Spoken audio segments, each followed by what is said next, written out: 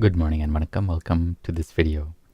In this video, we're going to be reading from Dancing with Shiva, Hinduism's contemporary catechism written by Sadhguru Sivaya Subramaniya Swami, a richly illustrated source book of Indian spirituality in question and answer form, exploring how to know the divine, honor all creation, and see God everywhere in everyone. Today's lesson is lesson 40, and we're going to read the caption for the facing page. The wisdom called Jnana is brought forth by purification, practice, and realization.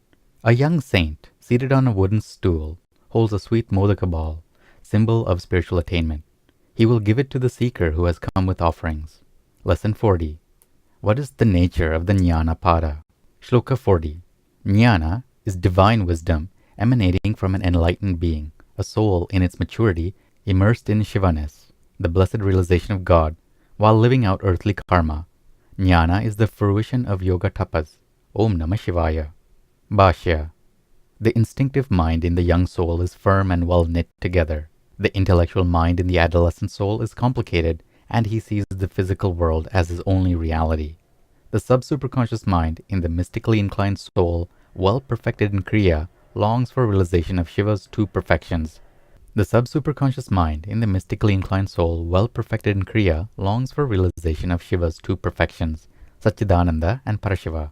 Through yoga, he bursts into the superconscious mind, experiencing bliss, all-knowingness, and perfect silence. It is when the yogi's intellect is shattered that he soars into Parashiva and comes out a jnani. Each time he enters that unspeakable nirvikalpa samadhi, he returns to consciousness more and more the knower. He is the liberated one, the Jivan Mukta, the epitome of Kaivalya, perfect freedom, far-seeing, filled with light, filled with love. One does not become a jnani simply by reading and understanding philosophy. The state of jnana lies in the realm of intuition, beyond the intellect.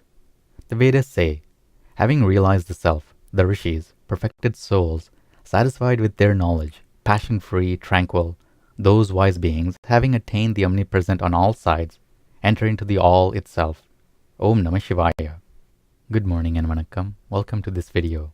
In this video, we're going to be reading from Living with Shiva, Hinduism's contemporary culture, written by Sadhguru Sivaya Subramaniya Swami.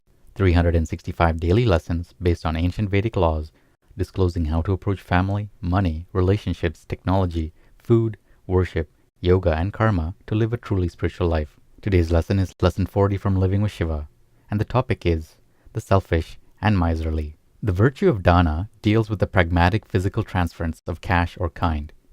It is the foundation and the lifeblood of any other form of religious giving, such as giving of one's time.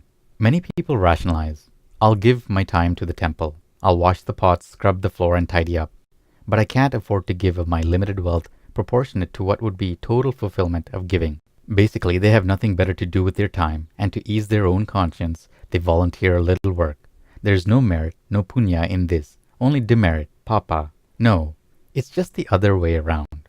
One who has perfected dana in cash and in kind and is satisfied within this practice, this niyama, will then be able and willing to give of his time, to tithe 10% of his time, and then give time over and above that to religious and other worthy causes. Shall we say that the perfection of dana precedes seva, service?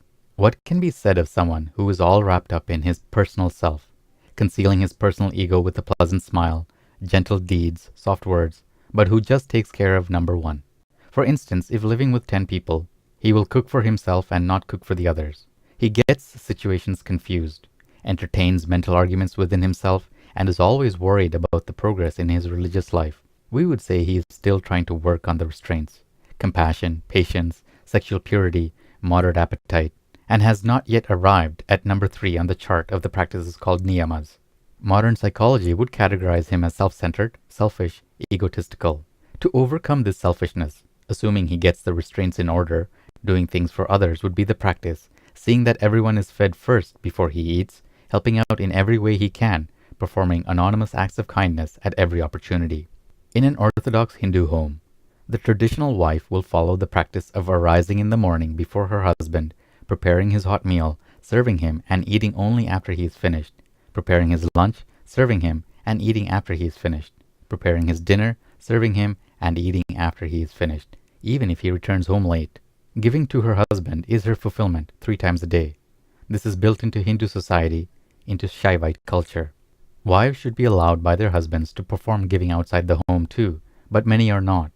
All too often, they are held down, embarrassed, and treated almost like domestic slaves, given no money, given no things to give, disallowed to practice dana, to tithe, and give creatively without thought of reward. Such domineering, miserly, and ignorant males will get their just due in the courts of karma at the moment of death and shortly after. The divine law is that the wife's Shakti power, once released, makes her husband magnetic and successful in his worldly affairs, and their wealth accumulates. He knows from tradition that to release this Shakti, he must always fulfill all of the needs of his beloved wife and give her generously everything she wants. Sutra 40 of the Nandinada Sutras. And the topic is Karma, Reincarnation, and Liberation. Shiva's followers all believe in the law of karma, that one must reap the effects of all actions he has caused, and that each soul reincarnates until all karmas are resolved and moksha, liberation, is attained. Aum Namah Sivaya. Good morning and vanakkam. Welcome to this video. In this video, we're reading from Merging with Shiva, Hinduism's Contemporary Metaphysics, written by Sadhguru Sivaya Subramania Swami. 365 enlightenment lessons from a mystical master, revealing the depths of Raja Yoga, the clear white light, the states of mind, and the ultimate spiritual destiny of every seeker. Today's lesson is Lesson 40 from Merging with Shiva, and the topic is Tapping into Your Intuition. Begin to feel that your intuition works rather rapidly and is generally very reasonable, but does not use the process of reason. When you really want to reason something out, it may take a lot of time, but when you get an intuitive flash, it's right there. Then, if you want to prove it, you have to reason it out. You will find that reason and intuition agree. Intuition is more direct than reason. That is why you should always use intuition. Always go in, and find answers from within yourself, rather than wasting time scurrying around in the externalities of the mind. Take this teaching in and apply it to yourself, making every metaphysical and philosophical area work within you. Do not carry all of this around with you as knowledge in the intellect. It will burden your intellect, and soon you will have to forget it, because the subconscious will have more than it can handle of inner teaching. It takes a while to convince the subconscious that you are a spiritual being whose existence does not begin and end with this life. Therefore, this inner teaching must begin to be applied as soon as it has begun to be understood. The superconscious mind is the most wonderful area of the mind there is, although awareness is not always in it. We are not always aware in the superconscious mind because we're generally aware in the conscious mind, or aware of our own subconscious or that of another. But the more and more we detach awareness from subconscious binds and conscious mind attachments, the more we become superconscious.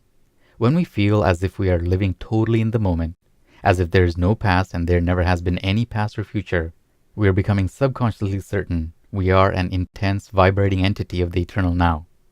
That is superconsciousness, and that is very real. More real than a table, a chair, an automobile, or a person sitting next to you is this feeling of being an intense sheath of energy right in the eternal moment, with no past, no future. This is superconsciousness. And that's it for today's lesson.